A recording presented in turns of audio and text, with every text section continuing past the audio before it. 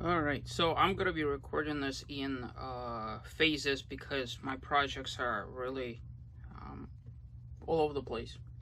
So those of you that have been following my progress know that I was gone for 3 months boondocking in Utah and Colorado, and upon coming back I decided to completely redo my solar setup.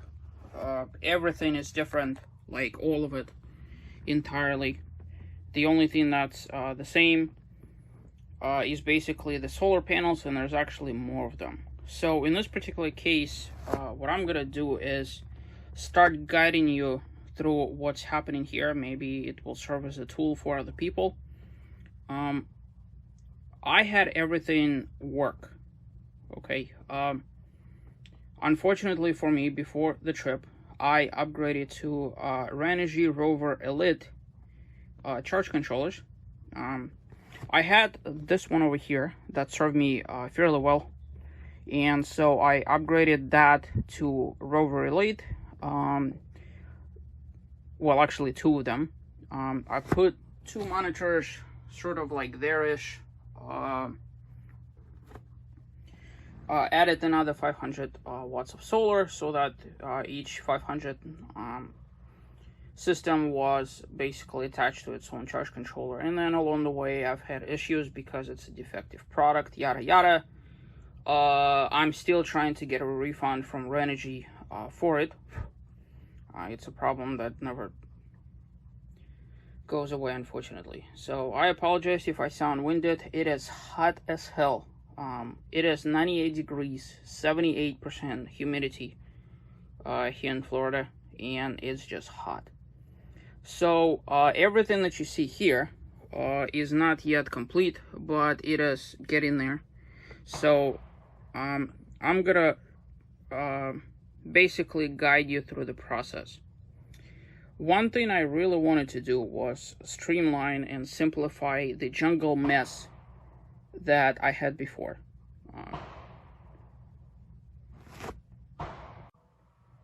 Alright, so before I was rudely interrupted by yet another neighbor shooting in the background. Country living for you. So I wanted to completely rewire everything, make it more feng shui, and just make it better, essentially. So the principle is still the same, but there's going to be different kind of layout to everything. So over here we have wires that come off the solar panels. So in case you're wondering why there's 3 switches, basically I have 1500 watts of solar. I've installed most of it. There's still some left, so I'll be showing you that at a later time. So basically all that stuff is coming in 3 500 watt arrays coming into the kill switches, ANL fuses, rated for 40 amps each. Okay, and then all of that gets connected to 3 Rover Elite charge controllers. Basically wired, everything is in parallel. I don't have anything in series, period. And so each one comes off into 3 additional ANL fuses, 40 amps. It's all being combined into, you could see over there, a positive and negative. And then with a big 2-aught cable going all the way back to this combiner box. Okay, so to supplement my system, one of the wires actually goes to a Renogy DC to DC charger that charges off the alternator if I so choose. For the most part, I keep it off. In this particular case, it's better to have it and not need it than need it and not have it, sort of deal. Alright, so another 2-aught cable comes right about here. So this goes to a Renogy 3000 watt inverter. That hasn't changed. I had this on this trip. It worked out fine for me. So because I have the couch shifted, obviously all this extra wires is going to be in the right place once I put everything back, but I'm still kind of messing with things. I left myself room to add one more Renogy battery. The way I calculated, in theory I should be okay with 3 Battleborn lithium batteries. I may need to add one more. I don't know. I've learned a very valuable lesson on this trip because I was boondocking basically all of the time. We have this grand illusion that it's all going to work out and everything is going to be how we want, but I found that the biggest issue when it comes to boondocking isn't how much storage you have, but whether or not you're able to actually regenerate. So I didn't think that 1,000 watts was enough. I felt a little bit more comfortable with 1,500 watts, which is the reason why I'm slapping another 500 watts on the solar, on the roof.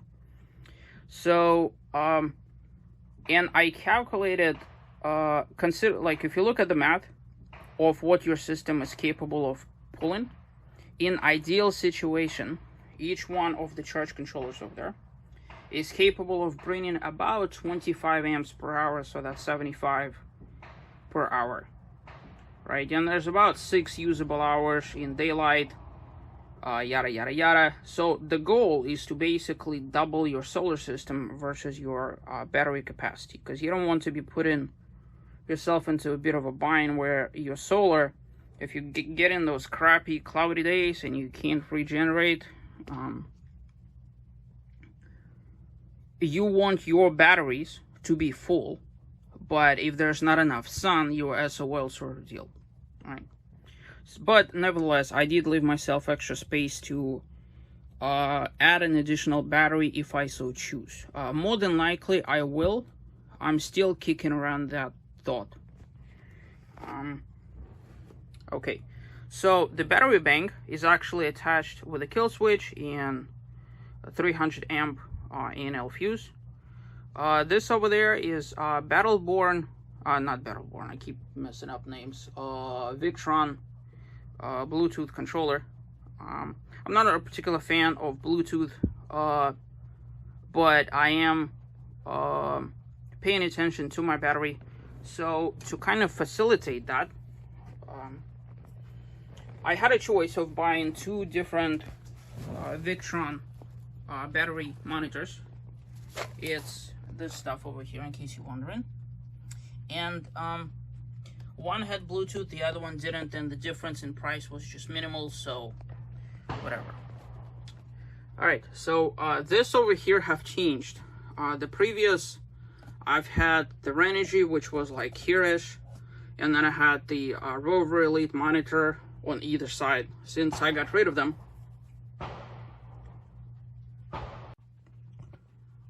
my neighbor over there is relentless. It's like raining outside and he's still target practicing. So I have the Victron battery monitor, and then this is for the inverter.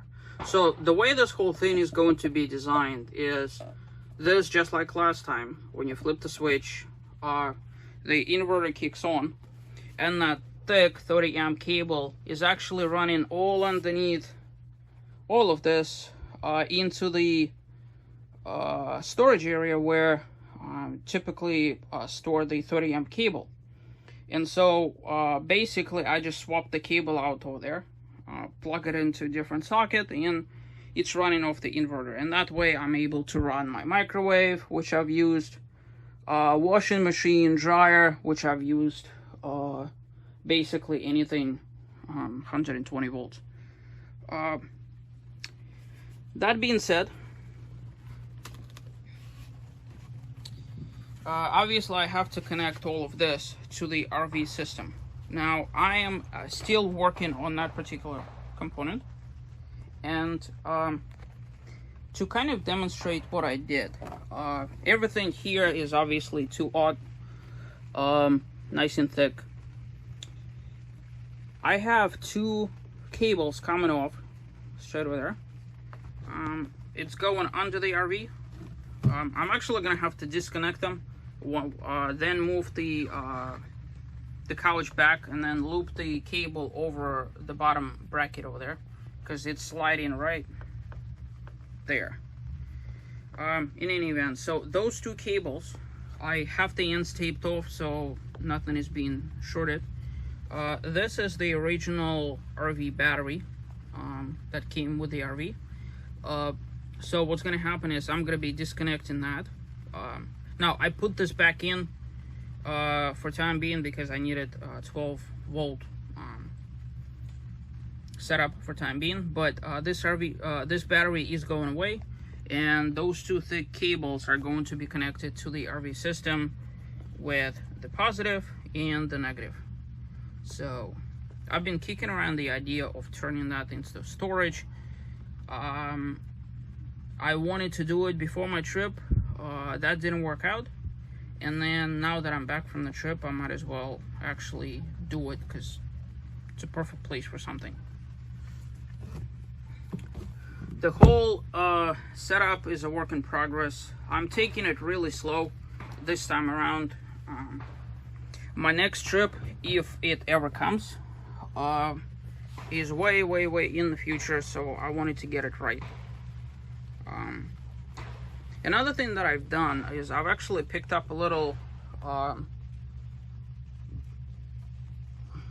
guess pointer from people, is when you place your kill switches,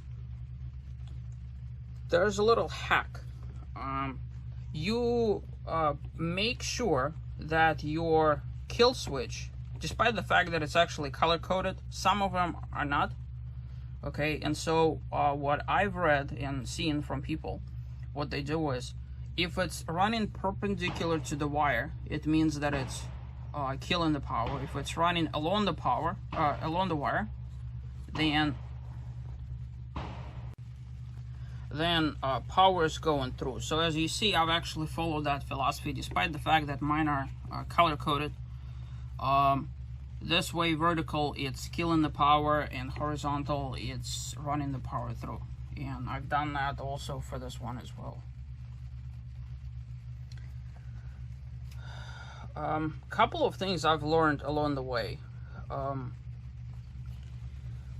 I've been buying things from Renogy for many years, and I've actually tried to order from Windy Solar. Or Windy Nation, whatever it's called, and I really like their PV cables that they're like really, now it's like a double whammy. Okay, I don't like the coating on them, okay, because when you compare it to Renogy coating, like here's an example. Renogy would be more like that, Windy is more like this. It kind of has like a rough texture to it, but the actual inside of the cable is what matters. And so to kind of color code it a little bit better and have a more feng shui system, I've just went that route. Now, I didn't want to waste this red cable, so what I've done is I've actually used the old Renogy stuff that I took off, and I just put red, orange hue electrical tape on it. That way everything that's and even like up on the roof, everything that has a red, orange electrical tape on it is positive, so that way I'll never mess it up. All right, back to this battery bank. So another little tidbit that I've learned, my mistake. I'm gonna show you this using this cable. I'm sure if you've watched enough videos of installs where people install Battleborn batteries, they link them, you know, between the batteries. Well, and so did I. When I was messing with it in my house, I had 3 batteries side by side, and I wanted to connect Here, I'll just connect it like that. Okay. Never mind. Forget about the color. Right. See the difference between the two?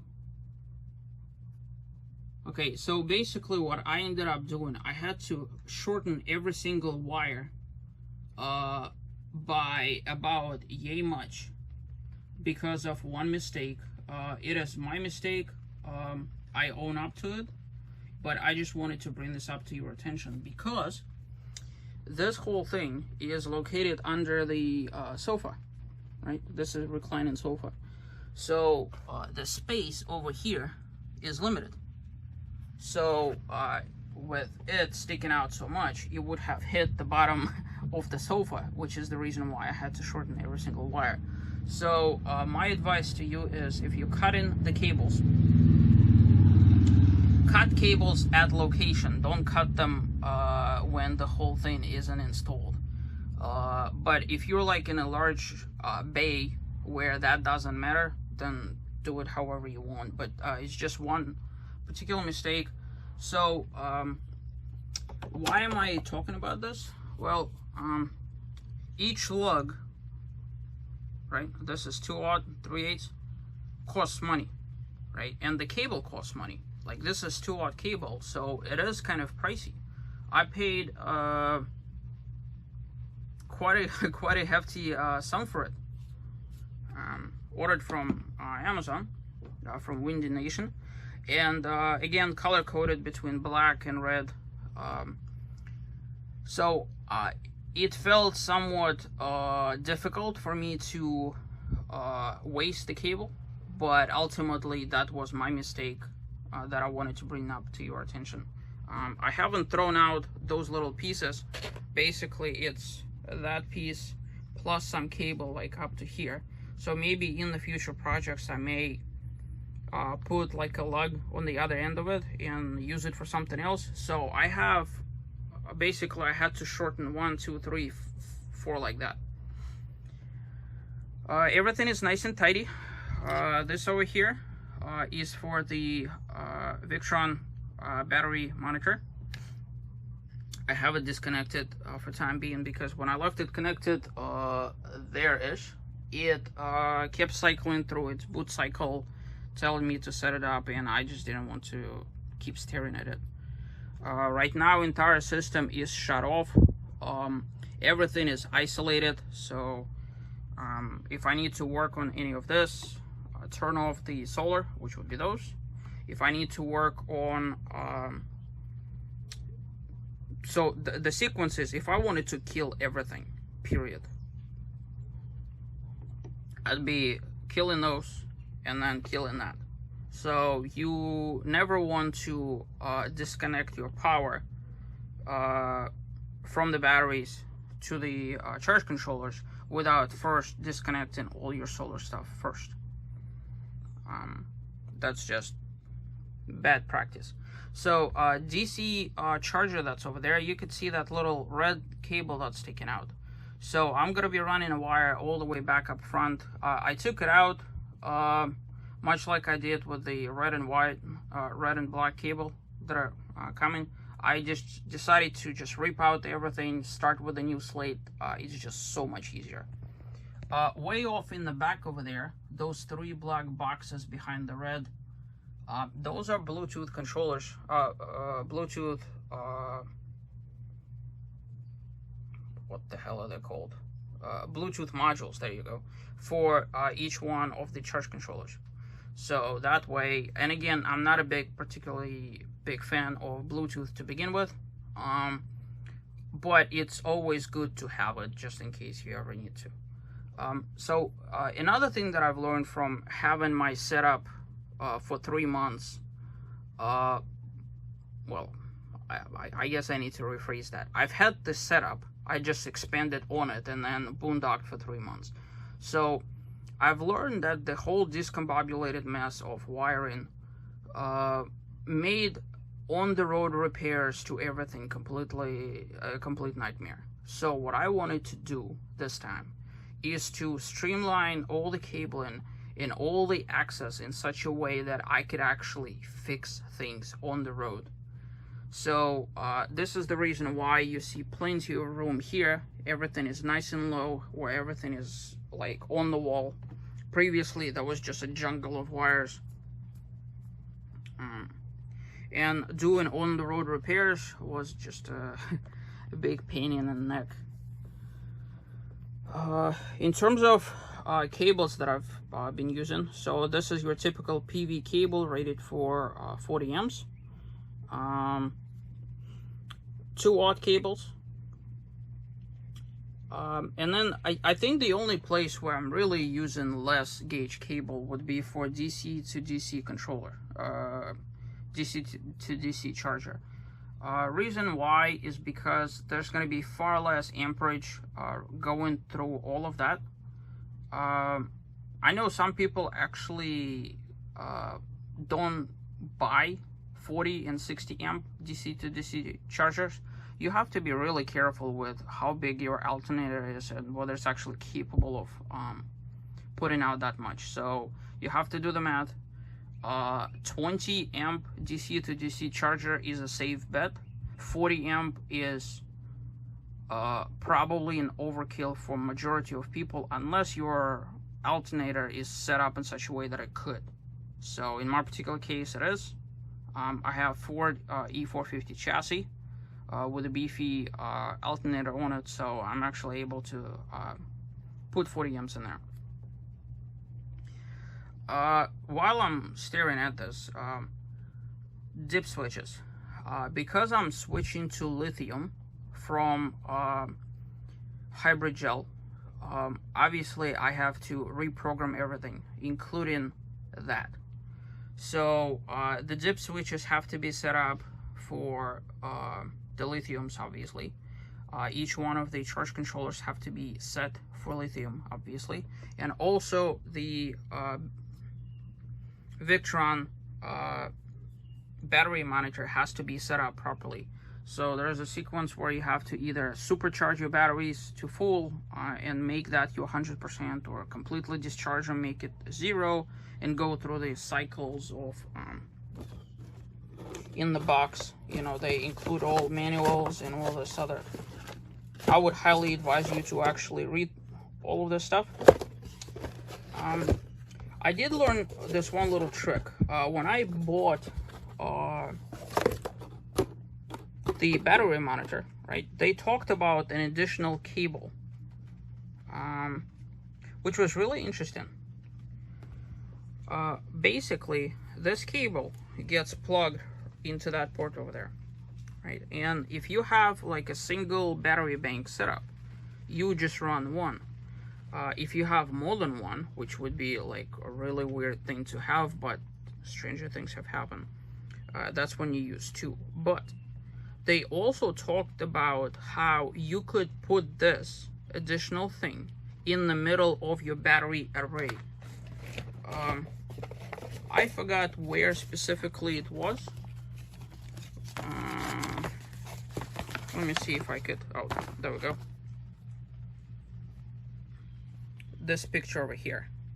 Monitoring midpoint of a battery bank. I don't know why you would want to do that, but that's how you would be doing that. So they do provide you adequate cabling if you so choose, or if you have a second battery bank system, it all has to obviously be properly connected. So you just follow the instructions. But that was kind of one of the sort of moments, and I did kick around the idea of potentially using this, and I still may. Okay, so in theory, I could add an additional battery over there to make 400 amp hours, and in theory I could put two right there to basically have a 600 amp setup. But what I don't like about that is that would be exposing two batteries to the weather elements, and so having spent spring in, or rather late spring in Moab, where it was 34 degrees, lithium is very temperature sensitive, so I just wouldn't feel comfortable keeping it over there. So there's that.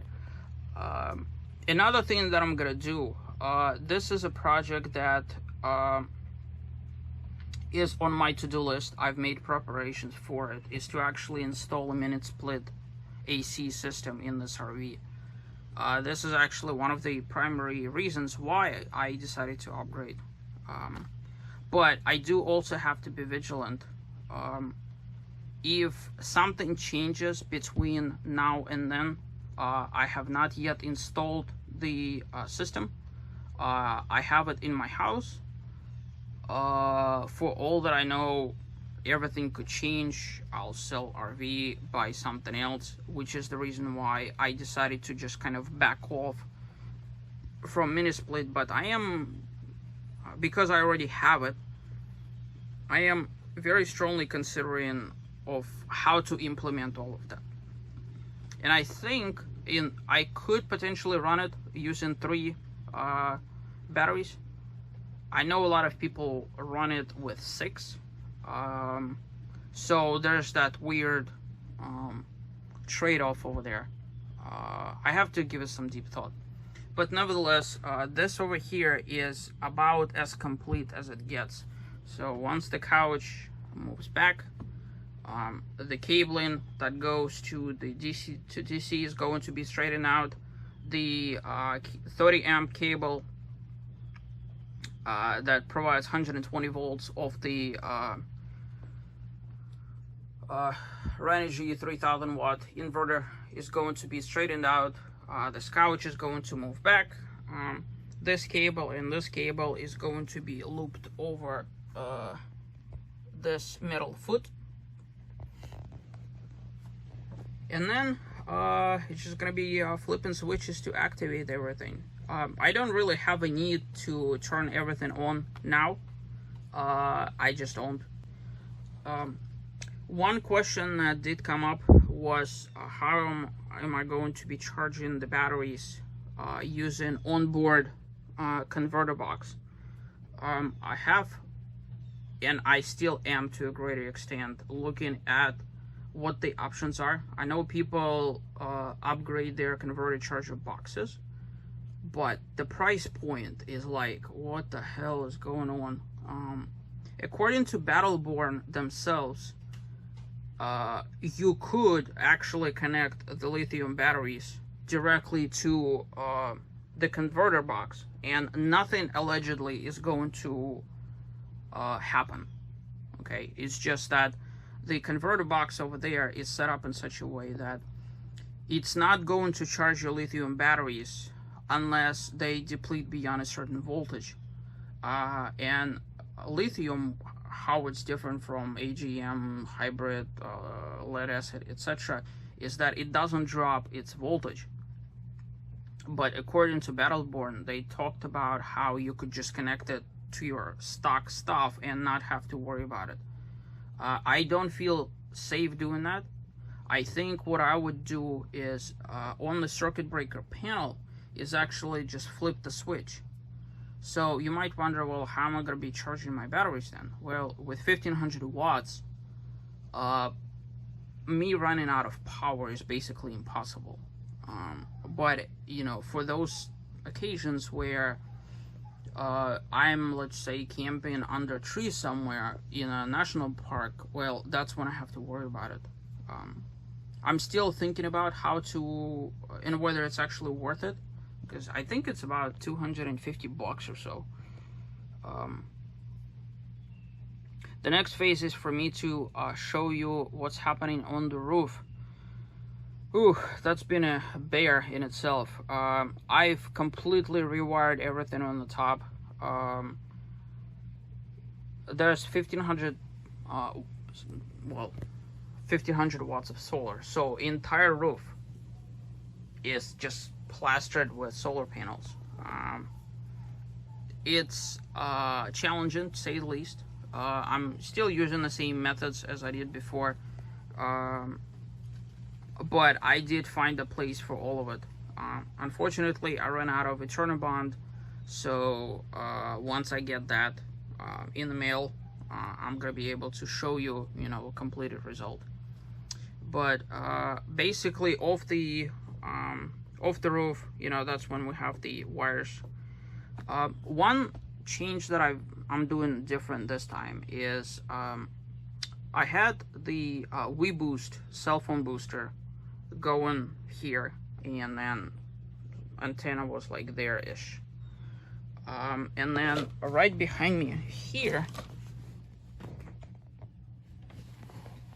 in this little compartment, I had, there we go, I had 4G, well, of course it's not going to show now. Here, I'm going to shine some light in there. Right, so in this area, I had 4G LTE modem router for my unlimited internet, and so because it already has an outlet over there, what I'm gonna do is I'm actually gonna put my WeBoost in here instead of where it was. Whew. It's been something. It's been something. Oh.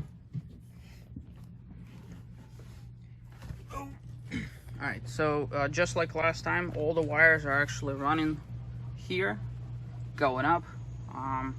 If you remember, I had my own interior in Moab, so I actually went ahead and replaced it. That was a project in itself. Fixed it myself. Let me get to the roof and kind of give you a little preview of what's happening over there. Alrighty, so I promise you guys peek on the roof. It's more or less finished. What I opted to do, I left the 2 previous distribution boxes as is. There's a whole chapter that I'm not mentioning in this video, but there was a lot happening between me coming back and me expanding my thing. Maybe one day I'll find time to talk about it, but nevertheless, there's a reason why I'm no longer using those. So what I ended up doing, I'm using distribution boxes. That's 1, that's 2, that over there is 3. So way off in the distance, that's one of the 4G LTE modem router antennas, and in the back here have a second one, and also this third one is for the phone booster, WeBoost.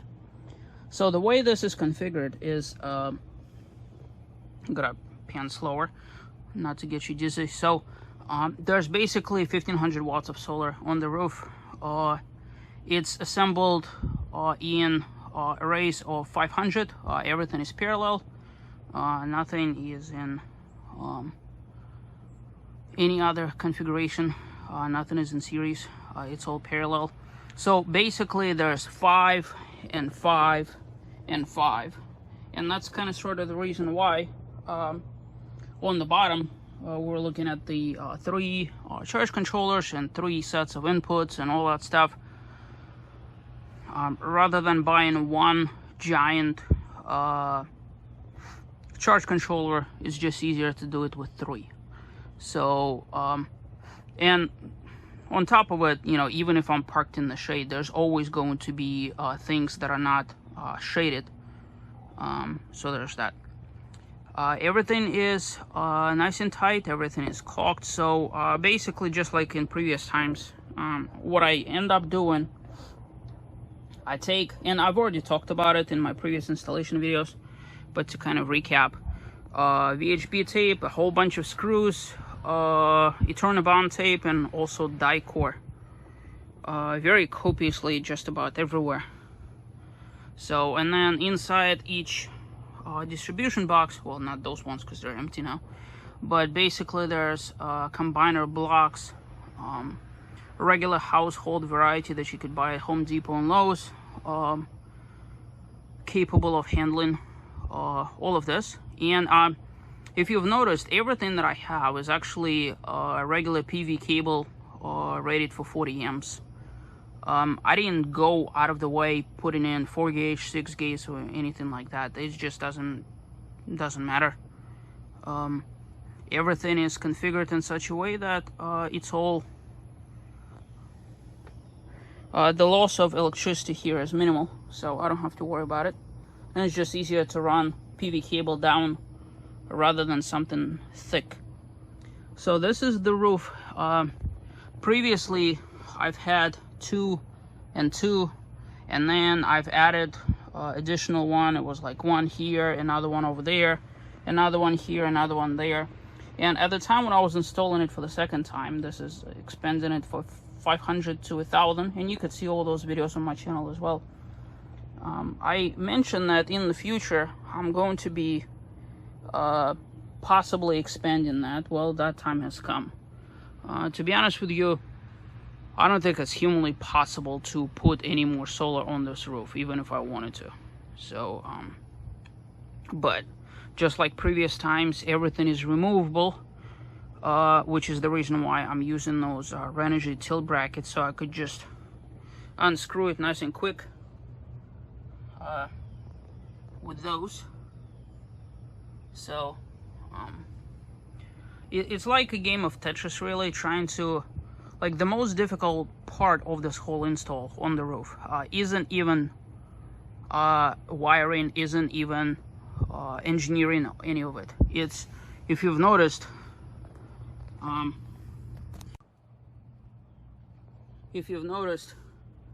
you know, I have a carport for the motorhome, and yeah, it's not easy. Like, you have to be contorting yourself in all sorts of weird positions, and also with respect to actually installing all of this, you have to do this in sequence. You can't just, like, you know. So that's probably the most difficult part, of trying to squeeze your arm basically on the inside, trying to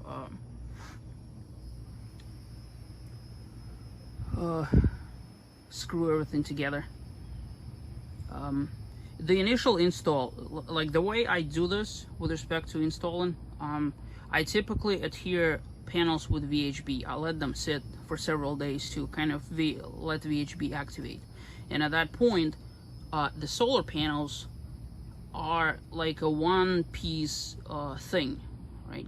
But then what I do is I actually take the panels off, and which makes this whole process more complicated.